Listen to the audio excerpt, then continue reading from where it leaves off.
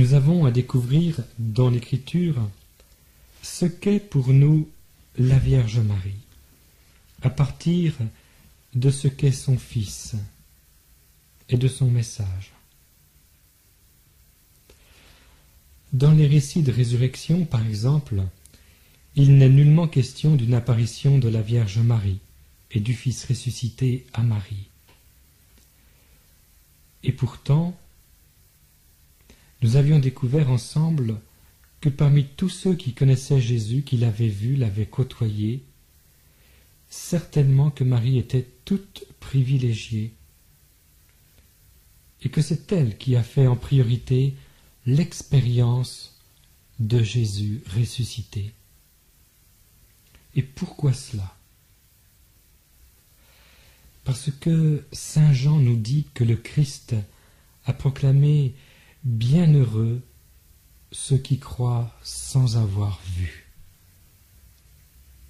Cette béatitude, à la fin de l'évangile de saint Jean, est une béatitude qui concerne directement la Vierge Marie, car le modèle de la foi, nous l'avons en Marie.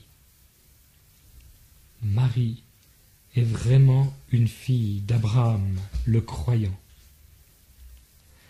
Et Thomas, qui avait besoin de voir, de toucher le ressuscité pour croire, Thomas nous rend bien service. Car comme lui, nous avons tous envie de voir. La preuve, nous sommes tous ici à Medjugorje et nous sommes tous désireux de passer dans les endroits où Marie est apparue. Et si c'était possible, d'être témoin de ceux qui voient la Vierge Marie. En fait, Jésus nous apprend que c'est dans la foi que nous sommes invités à faire l'expérience de sa résurrection. Et si, dans tous les récits de résurrection, il n'est absolument pas question de la Vierge Marie, c'est parce que, en fait, elle est le modèle, celle qui a cru au Christ ressuscité et qui n'avait pas besoin de signes extérieurs. C'est sûr que nous aimons rencontrer des témoins, et l'expérience des premiers chrétiens qui ont été témoins de la mort et de la résurrection du Christ, c'est une expérience précieuse. C'est pourquoi il nous est bon aujourd'hui de découvrir qui est Marie. Car s'il y a bien un témoin entre tous privilégiés, c'est bien la Vierge Marie. Témoin non seulement de la vie, de la venue de Jésus parmi nous, de la manière dont il est venu parmi nous, mais aussi témoin privilégié de sa mort et de sa passion. Car Marie était debout le long de la croix, nous dit saint Jean. Et certainement que les disciples, en attendant la venue de l'Esprit Saint, ont eu besoin de se frotter, je dirais, de rencontrer en profondeur la mère du Sauveur et d'accueillir de ses propres lèvres ce qu'a été pour elle l'expérience de la mort de son Fils. Elle a été le disciple par excellence auprès du disciple bien-aimé, ainsi que bien d'autres saintes femmes. Pourquoi je vous dis cela? Parce qu'il me semble qu'ici, dans ce lieu où la Vierge apparaît, dans ce lieu où il est question d'apparition, il est important de nous rappeler que Marie est là pour nous ramener à l'Évangile et nous aider à marcher dans la foi. Quand Élisabeth vient féliciter la Vierge Marie, elle ne va pas lui dire au moment où Marie va la saluer « Tu es bien heureuse d'être la mère de Dieu, de porter en toi le Verbe de Dieu ». Elle va lui dire « Bienheureuse es-tu parce que tu as cru en tout ce qui a été dit de la part du Seigneur ». Cette béatitude, c'est celle qui nous concerne aujourd'hui, car nous avons un cadeau merveilleux qui nous est fait. C'est la foi qui nous est donnée et qui peut grandir à la manière d'une semence. Dans l'Évangile, il est question d'une femme qui est atteinte de saignement, qui a des problèmes, qui n'a pas réussi à se faire guérir de son mal. Et elle dit, quand Jésus passe, « Si seulement je parviens à toucher la frange de son manteau, je serai guérie. » Elle pose un acte de foi. Eh bien, qu'est-ce que la foi? La foi est quelque chose qui nous est donné pour toucher Dieu. Et Dieu répond. Dieu ne peut pas ne pas répondre. Voyez, le matin, quand vous ouvrez votre fenêtre dans votre pièce qui est obscure et que le soleil rentre, c'est systématique. Il est impossible que le soleil n'envahisse pas la pièce dans laquelle vous êtes dans l'obscurité au moment où vous ouvrez la fenêtre. Ou alors, vous branchez une prise sur le courant électrique, c'est impossible que le courant ne passe pas. Il est impossible de poser un acte de foi sans que Dieu se donne, car Dieu se donne. Dieu, c'est le don permanent de lui-même.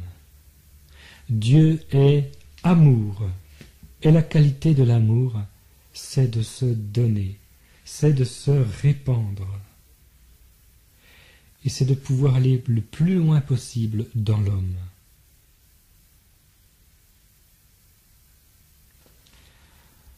Avant de commencer et de vous parler de l'Annonciation et de ce qu'a été, de ce qu'a pu être l'expérience de Marie dans l'Annonciation, j'ai eu une petite distraction. J'ai pensé à un événement qui a eu lieu à Tchernobyl, où il y a eu un accident dans une centrale nucléaire. Et la centrale s'est enfoncée dans le sol, et tout le monde a pris peur. J'ai réalisé que cette formidable découverte de l'atome, de la fission de l'atome, c'est une découverte qui peut même nous effrayer. Car on s'aperçoit que si on ne la maîtrise pas, elle peut faire des dégâts terribles. Si on réalise, en prenant cette comparaison de ce qui s'est passé à Tchernobyl, qu'en chacun d'entre nous, Dieu a déposé sa propre vie, ce germe de grâce d'amour, que cet amour est comme la fission de l'atome, il peut se répandre, prendre toute sa place en nous et dans le monde, et il peut complètement transformer le monde de l'intérieur à travers chacune de nos vies livrées. Si on réalisait ce qu'est cette force, cette puissance de l'amour de Dieu dans le monde, on était bien longtemps avant de découvrir la fission de l'atome, et cette possibilité qui était donnée aux hommes, à travers la fission de l'atome, de pouvoir utiliser l'énergie nucléaire pour pouvoir réaliser tous leurs projets.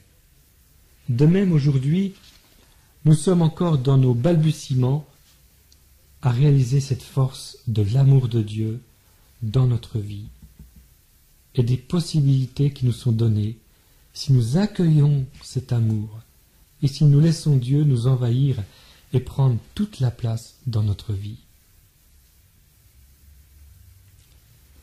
Si vous voulez, on va repartir du passage de l'Annonciation.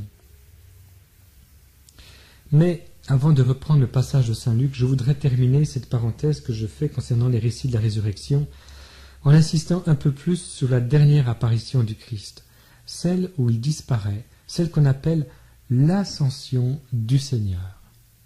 Pourquoi cela ? Parce que dans cette dernière apparition, il nous est donné un enseignement très précieux sur ce que nous sommes appelés à vivre aujourd'hui.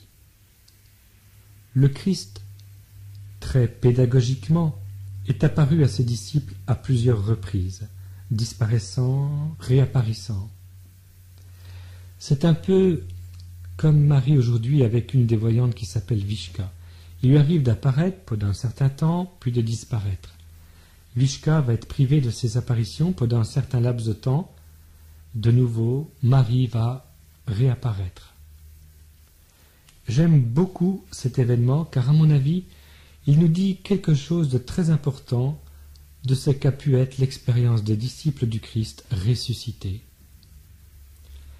Le Christ veut les conduire à une expérience de sa résurrection absolument prodigieuse. je suis avec vous tous les jours jusqu'à la fin du monde. Et pour que les disciples comprennent que Jésus est ressuscité en eux et au milieu d'eux, quand 2 ou 3 sont réunis en mon nom, je suis là au milieu d'eux, dit-il. Il faut que, pédagogiquement, le Seigneur les prive de l'expérience visuelle de sa présence pour les conduire à une expérience plus purifiée dans la foi de sa présence de ressuscité, le vivant. Le jour où le Christ va sentir que ses disciples sont prêts, il va disparaître à leur regard, c'est le jour que l'on appelle Ascension du Seigneur. C'est-à-dire qu'ils le voient monter au ciel. Mais le ciel n'est pas perdu dans les nuages, le ciel, c'est où? C'est le cœur de l'homme, là où Dieu habite, car Dieu le Père, le Fils, l'Esprit Saint habite notre cœur. Si quelqu'un m'aime, mon Père l'aimera. Nous viendrons chez lui, et nous ferons chez lui notre demeure. C'est pourquoi les contemplatifs, certaines congrégations religieuses, ont opté pour une vie de contemplation, une vie de prière, de silence, de cœur à cœur avec Dieu, d'absence de dialogue avec les hommes. Non pas qu'ils se désintéressent des problèmes des hommes, mais parce qu'ils ont compris, ces congrégations ont compris, que l'expérience de la résurrection est une expérience tellement forte, tellement vitale, qu'elle peut nourrir toute une vie et qu'elle peut combler toute une vie.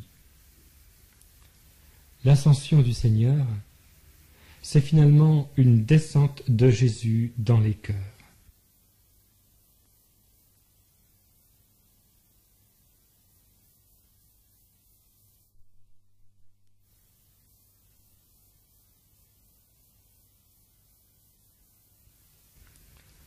L'ascension du Seigneur, c'est finalement une descente de Jésus dans les cœurs.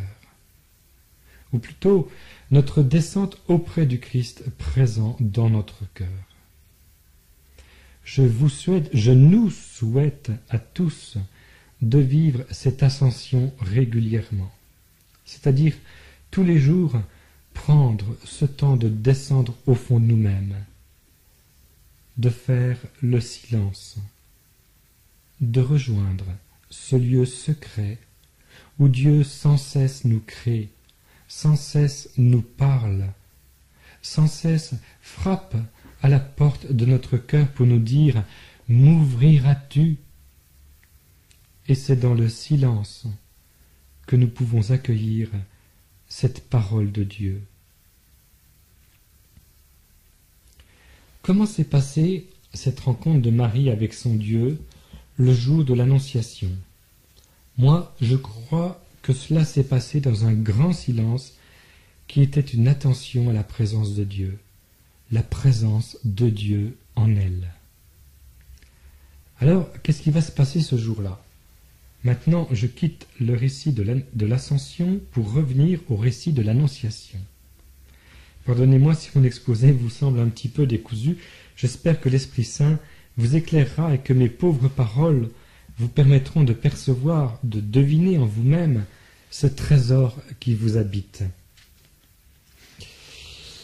Que se passe-t-il le jour de l'Annonciation? Prenons le récit de Luc, au chapitre 1, verset 26.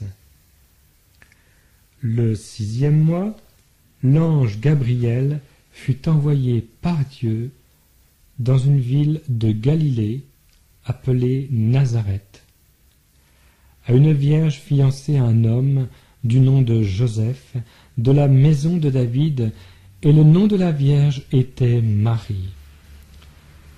Il entra chez elle et lui dit « Réjouis-toi, pleine de grâce, le Seigneur est avec toi. »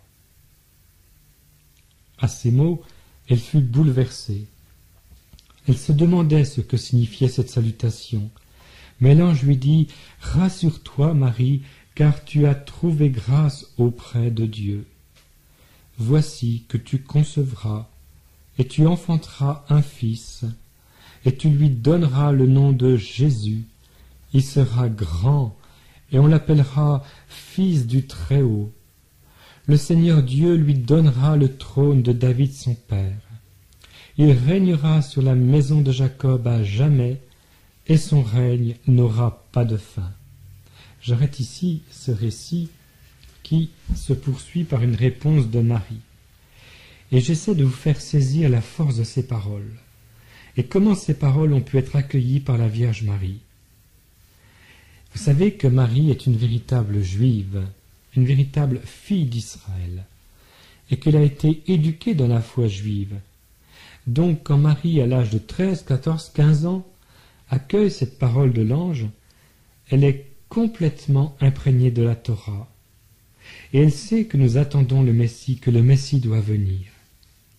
Et elle sait que dans les prophéties qui annoncent la venue du Messie, beaucoup commencent ainsi « Réjouis-toi, fille de Sion, car le Seigneur ton Dieu vient à toi. » Et quand Marie entend cette parole de l'ange « Réjouis-toi », tout de suite, elle est, j'allais dire, branchée sur la nouvelle.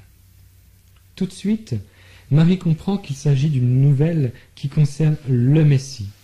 Kairete, réjouis-toi. C'était la manière à cette époque de saluer. Mais au-delà de cette manière, c'est une joie. Nous sommes invités à la joie, nous sommes invités au bonheur. Nous sommes invités, c'est Claudel qui le dit. La joie est le premier et le dernier mot de l'Évangile. C'est vrai qu'un saint triste est un triste saint. Si nous fréquentons Marie, nous serons petit à petit comblés de joie. Et cette adresse de l'ange à Marie, elle est pour nous aujourd'hui. Accueillons cette parole de l'ange. Réjouis-toi, comblé de grâce. Dieu veut te combler de grâce. Dieu est amour. Et l'amour, c'est le bien diffusif de lui-même qui veut se donner, qui veut se répandre. Est-ce que tu veux l'accueillir, cet amour?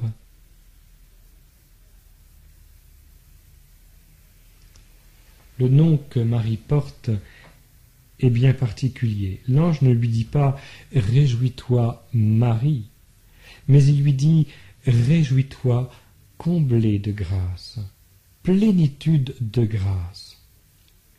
Eh bien, la grâce, on pourrait dire, c'est l'amour de Dieu.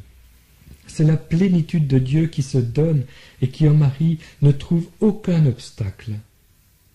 C'est pourquoi elle peut être appelée comblée de grâce, car en elle, tout a été rempli, tout a été saisi par l'amour de Dieu.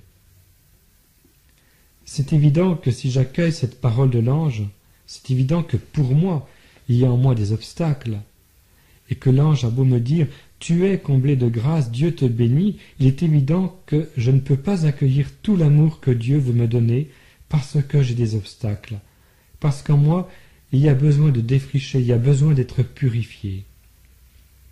Mais en Marie, tout est disponible, tout est ouvert à l'amour. Et le secret de Marie, c'est justement de nous rendre disponibles.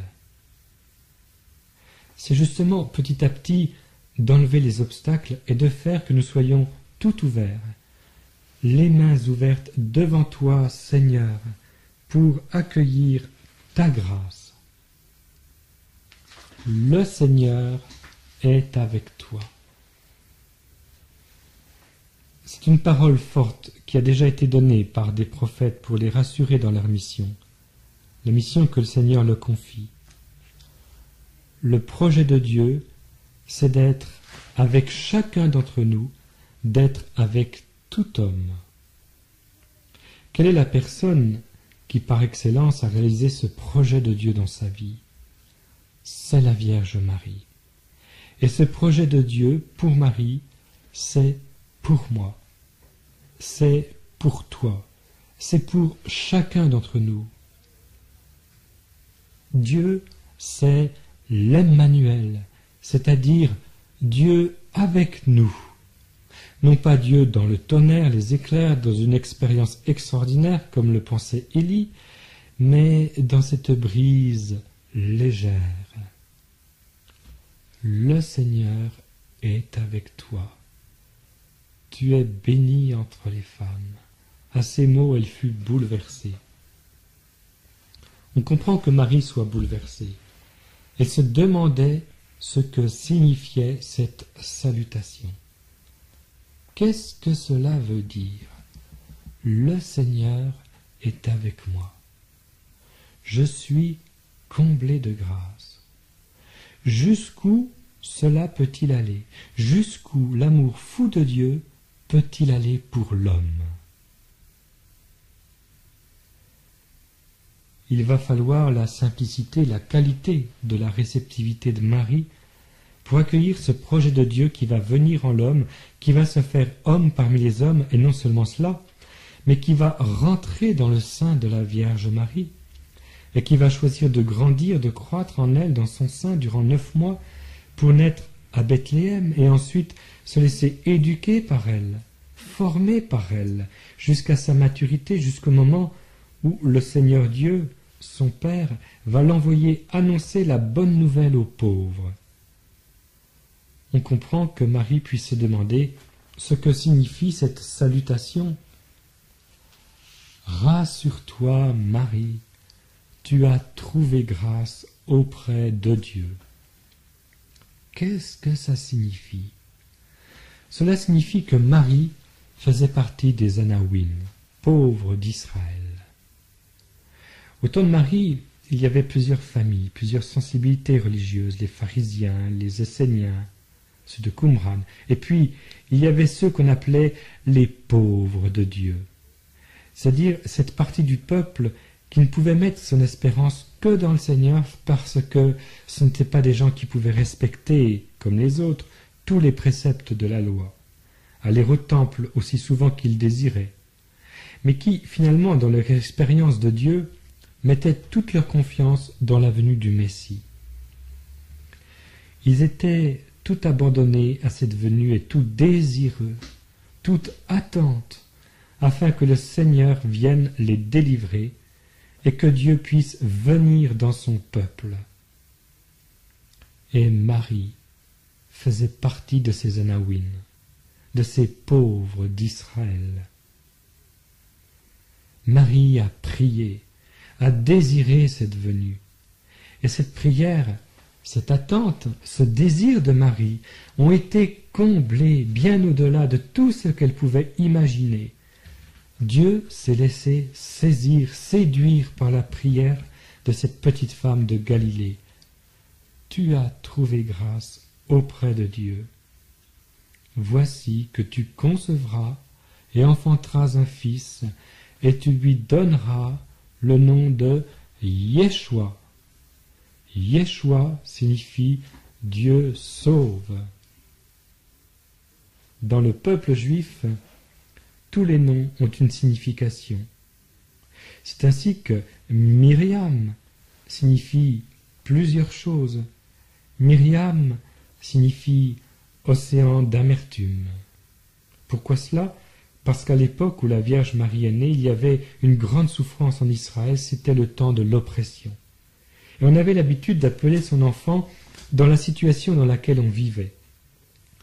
Si on était en situation d'oppression, à cause de cela, les parents pouvaient donner le nom d'océan d'amertume à leur enfant. Peu importe la signification de Marie, celle de Yeshua signifie Dieu sauve, Dieu sauveur. Et déjà dans ce nom, nous avons là toute la signification de la mission de ce petit homme qui est confié à la Vierge Marie. Et Marie est celle qui a accueilli dans la prière la mission et le nom de Jésus. Pourquoi je vous dis cela? Parce qu'avec Marie, nous avons, nous aussi, à accueillir dans la prière notre mission. Quel est notre nom? savez, dans l'Apocalypse, il est question d'un petit caillou qui est remis où est marqué le nom de chacun d'entre nous. Quel est notre nom propre dans le cœur de Dieu, dans le projet de Dieu de toute éternité? Je vous souhaite d'accueillir votre nom, ce nom caché, ce nom secret dans le projet de Dieu pour vous avec Marie. Je vous souhaite de le découvrir par elle, car Jésus a découvert son nom par Marie. C'est Myriam qui lui a dit « Voilà, ton nom est Yeshua, Dieu sauveur. » Alors l'ange continue « Tu lui donneras le nom de Jésus, il sera grand et on l'appellera Fils du Très-Haut. » Je ne sais si vous réalisez ce que signifie une telle annonce, mais pour Marie, il a fallu faire un sacré acte de conversion, une démarche dans la foi extraordinaire. Accueillir le Fils du Très-Haut, c'est-à-dire accueillir Dieu lui-même en son Fils. Il sera appelé Fils du Très-Haut. Le Seigneur Dieu lui donnera le trône de David son père. Il régnera sur la maison de Jacob à jamais, et son règne n'aura pas de fin. Quel va être le règne de cet enfant qui lui est confié, le Fils du Très-Haut? Quel va être son trône? Tout l'évangile de Luc va être imprégné de cette annonce. Nous savons, nous, qui sommes témoins, qui croyons dans la foi aux témoins de la mort et de la résurrection du Seigneur, que le règne de Jésus, sa royauté, son trône, est sur la croix, au Golgotha. Quand le Christ va dire « Père, en tes mains, je remets mon souffle, mon esprit ». Et c'est sur la croix que le Christ va dire « Père, pardonne-leur, ils ne savent pas ce qu'ils font. » Le règne de Dieu, c'est le règne de l'amour, de cet esprit qui jaillit du côté du Christ transpercé, du sang et de l'eau, et qui a remis son souffle entre les mains de son Père. Eh bien, ce règne-là, les hommes n'y étaient pas prêts. Et c'est pourquoi la Vierge Marie va être la première à accueillir ce règne, à être complètement saisie par l'Esprit Saint, à se laisser complètement saisir par la grâce de Dieu qui est amour, par ce feu d'amour. « Je suis venu allumer un feu sur la terre », dit le Christ. Et ce feu, il a embrasé la Vierge Marie en priorité. Donc, ne confondons pas ce règne dont il est question avec la vision humaine que nous aurons sans cesse besoin de rectifier dans nos vies. Dieu sait si, même aujourd'hui, nous avons besoin de nous convertir sans cesse à ce royaume de Dieu, le royaume des béatitudes. Bienheureux les humbles de cœur, les cœurs pauvres, ceux qui ont soif de Dieu. Alors, je poursuis mon récit. Mais comment cela se fera-t-il, puisque je ne connais point d'homme? La réponse de l'ange, l'Esprit Saint viendra sur toi, et la puissance du Très-Haut te couvrira de son ombre. C'est pourquoi l'enfant sera saint et sera appelé Fils de Dieu. Eh bien voilà, l'ange explicite. Il en dit davantage, ou plutôt, il commente ce qu'il vient de lui dire, car tout est dit dans les premières paroles. Réjouis-toi, comblé de grâce, le Seigneur est avec toi. C'est l'Esprit Saint, c'est l'Esprit de Dieu qui va complètement saisir la Vierge Marie, qui va trouver en elle son chef-d'œuvre. Voyez, Dieu s'est fait homme. Le Père nous donne son Fils, le Fils nous révèle l'amour du Père. Mais quel est le plus beau chef-d'œuvre de Dieu, le plus beau chef-d'œuvre de l'Esprit Saint? C'est Marie. L'Esprit Saint ne s'est pas incarné, le Fils seul s'est incarné. Mais l'Esprit Saint nous a montré ce dont il était capable, jusqu'où pouvait aller la rencontre de Dieu de l'homme en Marie. Marie est le chef-d'œuvre de l'Esprit Saint. On peut dire que dans cette rencontre entre Dieu et l'homme avec Marie, c'est tout l'amour de la Sainte Trinité, c'est tout l'amour de Dieu qui rencontre tout l'amour de l'homme en Marie. Car Marie est le sommet de l'attente d'Israël, le sommet de l'amour humain qui peut accueillir l'amour de Dieu. Et ces deux amours, l'amour humain et l'amour de Dieu, se rencontrent en Marie. Et c'est Dieu qui vient parmi nous. C'est l'Emmanuel qui prend chair en la Vierge Marie. L'Esprit Saint viendra sur toi, et la puissance du Très-Haut te couvrira de son ombre. C'est pourquoi l'enfant sera saint et sera appelé Fils de Dieu. Et voici qu'Élisabeth, ta parente, vient elle aussi de concevoir un fils dans sa vieillesse, et elle en est à son 6e mois, elle que l'on disait stérile, car rien n'est impossible à Dieu. On pourrait traduire qu'il n'y a aucune parole de Dieu qui ne trouve son accomplissement. Ou alors, il n'y a rien de trop merveilleux pour Dieu. Quelle va être la réponse de Marie à ce désir fou, cette proposition folle, ce rêve fou de Dieu sur l'homme? Pouvoir nous rejoindre dans notre humanité, se faire homme parmi les hommes, va-t-elle consentir? Quelle va être la réponse de Marie? Saint Bernard dit qu'à ce moment, tous les anges, tous les saints sont comme suspendus aux lèvres de la Vierge Marie. Quelle va être sa réponse? Marie va donner sa réponse. « Je suis la servante du Seigneur. Qu'il m'advienne selon ta parole. » Et l'ange la quitta.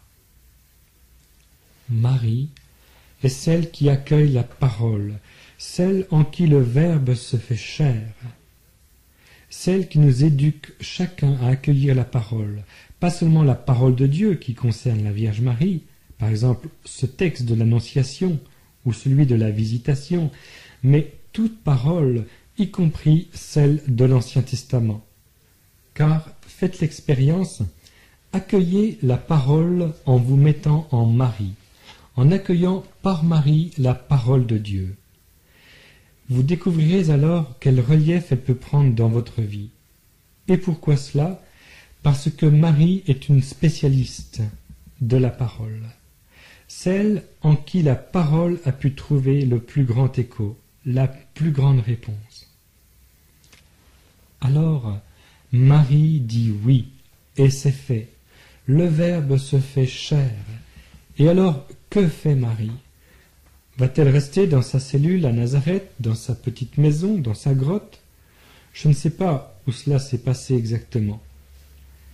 Est-ce qu'elle va se recueillir longtemps pour pouvoir accueillir et vivre dans l'intériorité, dans cette expérience de cœur à cœur avec Dieu, ce qui vient de se passer? Eh bien, il semblerait que non.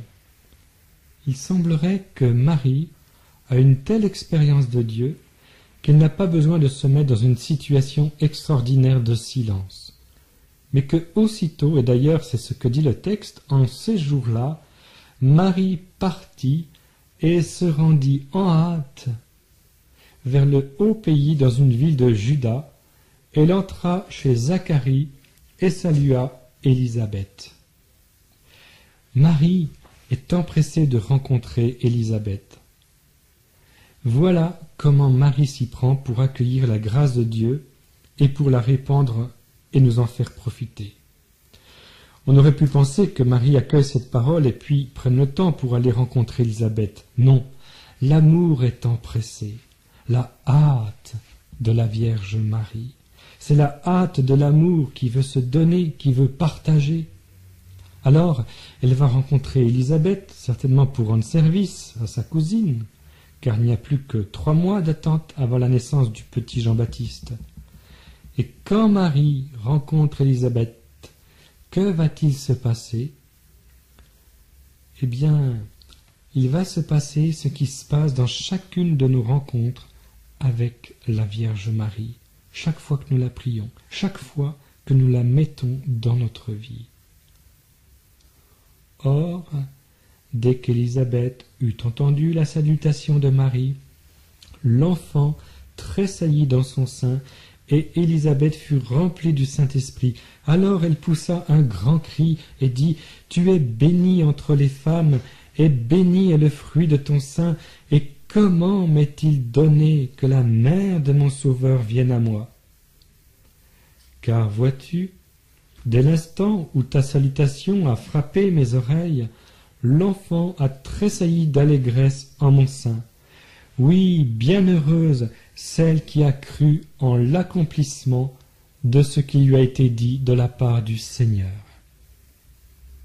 C'est vraiment un message de joie. Bienheureux, allégresse, tressaillir de joie. Oui, Marie, porteuse de joie. Marie nous invite à la joie. Et si nous nous convertissons réellement, si nous faisons un pas de conversion avec elle, nous faisons un pas de plus dans la joie. Je vous promets que se convertir, accueillir le message de Marie, c'est accueillir la joie. Même si c'est un message où il y a la souffrance, où il y a la pénitence, où il y a la prière. Mais c'est une souffrance, une pénitence, une prière qui nous unissent à son Fils et qui nous transforme et qui nous donne la joie. Quand Marie rencontre Élisabeth, celle-ci va être complètement saisie par l'Esprit Saint. Et ce n'est pas moi qui vous dis cela, c'est le père de Montfort, un grand spécialiste de Marie, un enfant, car les grands spécialistes de Marie, ce sont des enfants, ceux qui se laissent conduire par elle, éduqués par elle. Et le père de Montfort dit « Quand l'Esprit Saint trouve Marie dans une âme, il y vole, il y bondit. » Eh bien, le père de Montfort ne fait que commenter la visitation.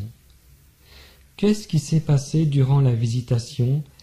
Marie rencontre Élisabeth, et Élisabeth est visitée par Dieu, par l'Esprit Saint. L'Esprit Saint rencontre la Vierge Marie, Marie accueille l'Esprit Saint.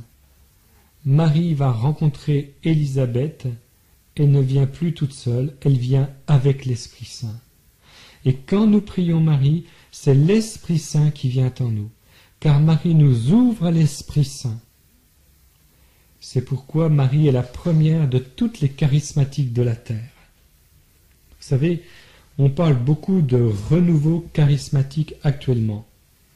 Mais moi je crois que nous entrons dans une ère de plus en plus mariale et que l'on va bientôt parler du renouveau marial. Car notre destinée définitive, ultime, est de faire l'expérience de la Trinité, l'expérience de Dieu, Père, Fils et Esprit Saint. Notre expérience charismatique est temporaire. Elle est pour nous aider à nous acheminer en Église, à vivre l'expérience de Dieu, à accueillir sa parole, à accueillir la guérison de Dieu. Mais l'expérience ultime, définitive, décisive, c'est l'expérience de la Trinité Sainte. Expérience que nous sommes invités à vivre aujourd'hui dans la foi. Et Élisabeth commence à faire cette expérience de Dieu Trinité en accueillant chez elle la Vierge Marie. C'est l'Esprit Saint qui fait bondir de joie, d'allégresse son enfant en son sein. Elle-même est comblée de joie comme Marie a été comblée de joie. Et que va-t-il se passer? Tout de suite l'émerveillement. Comment m'est-il donné que la mère de mon Sauveur vienne jusqu'à moi? Je voudrais que cette expérience d'Élisabeth, nous puissions tous la faire à Medjugorje et partout dans notre vie, partout où nous sommes. Comment m'est-il donné que la mère de mon Seigneur, Marie, Mère de Dieu, notre Mère, me soit donnée comme ma mère au pied de la croix? Et vous savez, ceux qui ne comprennent pas la dévotion mariale, la prière à Marie, c'est souvent qu'on ne leur a pas expliqué que l'expérience mariale, la dévotion mariale, la prière mariale n'est pas une prière en plus d'une prière au Christ. Elle est une attention à la Vierge Marie pour que, saisis par elle, nous soyons libérés de nous-mêmes et soyons plus disponibles à ce que l'Esprit Saint vienne en nous et à ce que l'Esprit et à ce que le Christ puisse nous transformer et nous unir à lui et nous offrir au Père. Il est là le secret de Marie, ce n'est pas autre chose. Et si Marie est quelqu'un en plus du Christ, on n'a rien compris. Marie n'est pas en plus de Jésus. Marie est le chemin par lequel le Seigneur est venu parmi nous, le chemin que Jésus a choisi dans sa kénose, c'est-à-dire dans son mouvement d'abaissement où il s'est fait homme. Il a choisi de venir, de se faire tout petit dans le sein de Marie. Est-ce que vous saisissez quelle a pu être l'expérience d'Élisabeth et quelle peut être notre expérience à partir de ce qu'a vécu Élisabeth? Oui, la mère de mon Seigneur vient à moi et elle m'ouvre à l'Esprit Saint. Elle amène avec elle Jésus. Et quand je dis Marie, aussitôt du fond de son cœur, Marie, elle, dit Jésus. La preuve, c'est que quand Élisabeth va la complimenter, elle va lui dire bienheureuse celle qui a cru. Et quelle va être la réponse de Marie? Le Seigneur fit pour moi des merveilles.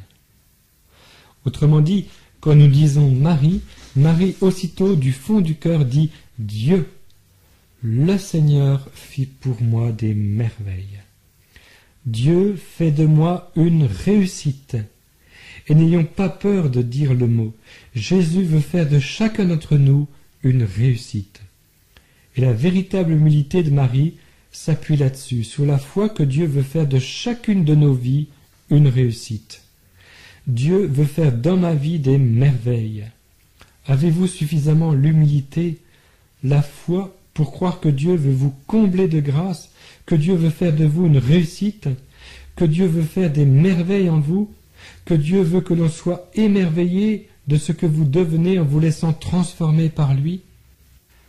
Ah, vous savez, quand on se laisse remplir de l'Esprit Saint et quand on fréquente la Vierge Marie et qu'on lui donne la parole, on vit l'humilité.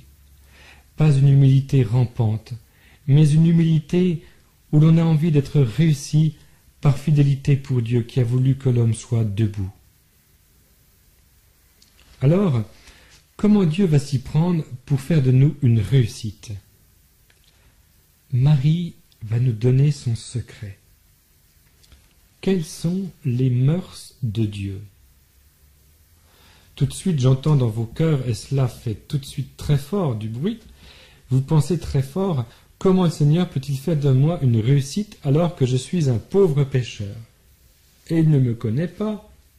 S'il savait tous les défauts que j'ai accumulés, et puis toutes mes misères, ce n'est pas possible. N'avez-vous pas tous pensé cela? Avouez-le. Si Marie est la plus petite et la dernière de toutes, c'est pour cela que Dieu l'a choisie. C'est parce que l'on peut vivre ce qu'elle a vécu. C'est parce qu'on peut l'imiter. Vous savez, c'est sainte Thérèse de l'Enfant Jésus qui disait que c'est pénible, ces gens qui parlent de Marie et la mettent sur un piédestal et disent « Oh, ah, elle est inaccessible, mais cela ne m'intéresse pas. » Une femme inaccessible, une mère de Dieu perdue dans les nuages, qui ne puisse pas être à mes côtés et m'aider au cœur de mon péché, de ma détresse, ma misère, qu'est-ce que c'est? Ce n'est pas une mère. Et Marie, ce n'est pas une statue que l'on met dans une église, c'est une mère. C'est quelqu'un qui est proche de nous, qui est capable de venir chaque jour apparaître à des enfants et leur parler comme moi je vous parle actuellement. Elle les éduque à vivre quotidiennement la parole de Dieu, à être fidèles à l'Évangile, et patiemment les conduit à une expérience de Dieu où ils vont se passer des apparitions. C'est cela, Marie. Alors, quelles vont être les mœurs de Dieu, la manière dont Dieu va s'y prendre pour faire de ma vie une réussite? Oui, désormais, toutes les générations me diront bienheureuse. C'est vrai, c'est réalisé, encore aujourd'hui. Nous disons que Marie est bienheureuse, car le Tout-Puissant a fait pour moi de grandes choses. Le Tout-Puissant, la toute-puissance de Dieu, qu'est-ce que c'est? C'est de pouvoir s'abaisser, de pouvoir se faire l'un d'entre nous. La grandeur de Dieu est de pouvoir se faire tout petit dans le sein de Marie. La toute-puissance de Dieu est de pouvoir révéler sa douceur et son humilité en cet homme nommé Jésus qui va aller jusqu'à mourir sur la croix. Apprenez de moi que je suis doux et humble de cœur. La toute-puissance de Dieu, c'est de pouvoir révéler le visage de l'amour jusqu'au bout. Oui, le Tout-Puissant a fait pour moi de grandes choses, saint est son nom, et sa miséricorde s'étend d'âge en âge sur ceux qui le craignent. Voilà le mot-clé qui va nous faire comprendre le secret de Marie, le secret du cœur de Dieu. Dieu est amour. Et face aux hommes qui sont pécheurs, marqués par le péché originel, qui sont déjà marqués par une histoire où le péché a sa place, Marie donne la réponse. Dieu est miséricordieux. La justice de Dieu, c'est la miséricorde, dit sainte Thérèse de l'Enfant Jésus. Pourquoi? Parce qu'il est juste que le cœur de Dieu se penche sur la misère de l'homme. Dieu est miséricordieux. Dieu est amour. Dieu est un soleil. Le soleil ne peut qu'éclairer, que réchauffer. Il ne peut pas jeter des glaçons sur la terre. Dieu est fidèle à lui-même. Dieu ne peut que donner de l'amour. Et vous allez frapper Dieu, injurier le Christ sur la croix. Le Christ va répondre, « Père, pardonne.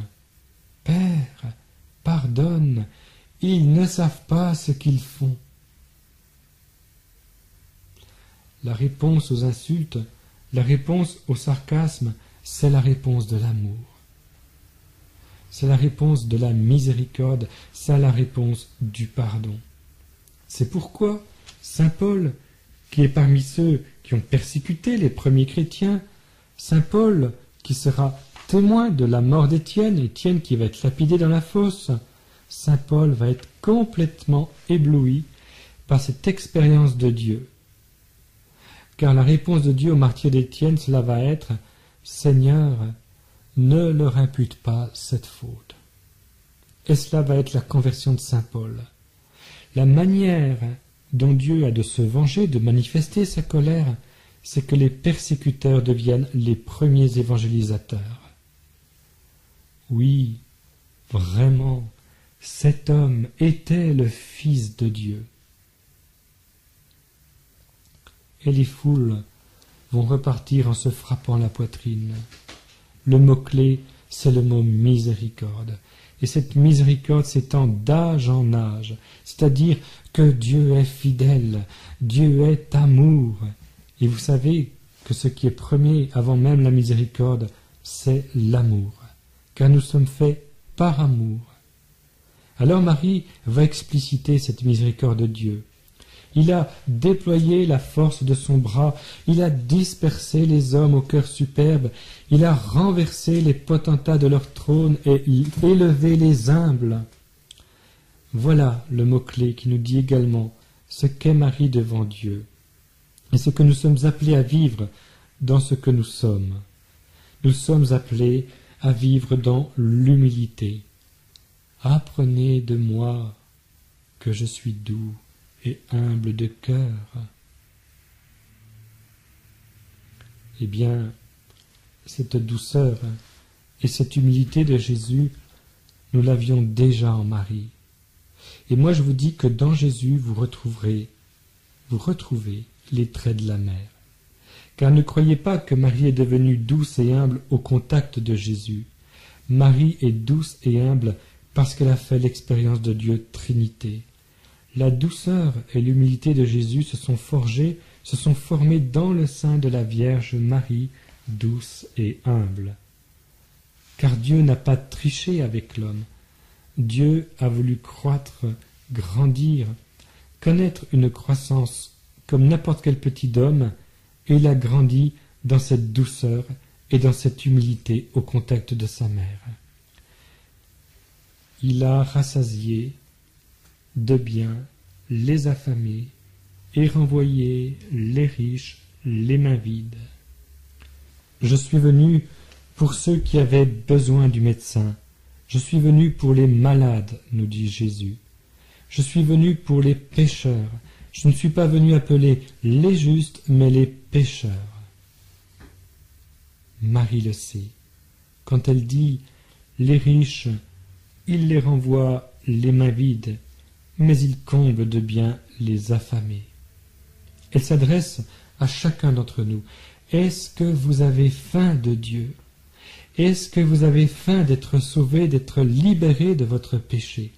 Est-ce que vous avez soif de cette vie qui rassasie, qui désaltère? Est-ce que vraiment vous avez soif? Voilà, Marie, modèle de ceux qui ont faim, qui ont soif, et qui met toute sa faim, toute sa soif en Dieu. Il a porté secours à Israël, son serviteur, se souvenant de sa miséricorde. De nouveau, un mot, la deuxième fois qu'on peut rencontrer ce mot, la miséricorde. Ainsi qu'il l'avait permis à nos pères, en faveur d'Abraham et de sa race à jamais. Oui, Marie est une fille d'Abraham. Abraham est le modèle des croyants. Et quand Élisabeth fait ce compliment à Marie, « Bienheureuse es-tu, toi qui as cru », Marie se situe dans toute cette aventure du peuple d'Israël, toute cette aventure du peuple croyant des fils d'Abraham. Et Marie est véritablement fille d'Abraham.